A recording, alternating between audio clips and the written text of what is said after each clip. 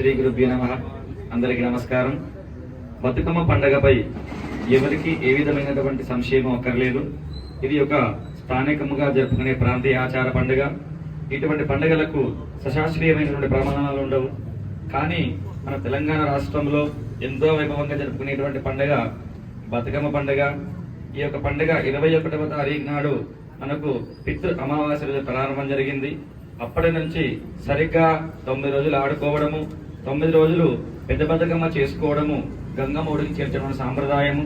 మరి ఈ సంవత్సరము కూడా అదే విధంగా 29వ తారీఖు సోమవారం నాడే పెద్ద బతుకమ్మ పండుగ చేసుకోవాలి.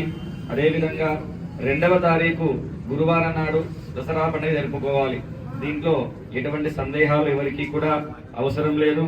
ఎందుకనగా సమస్తమైనటువంటి పంచాంగ జ్యోతిష్య సిద్ధాంతులతో అగ్రగణ్యులతో అనేక రకాలుగా చర్చలు జరిపి ఈ విధంగా 29వ తారీఖు నాడు సోమవారం నాడే సద్దుల బతుకమ్మ చేసుకోవడము ప్రజలందరికీ శ్రేయస్కరమని నిర్ణయించడం జరిగింది.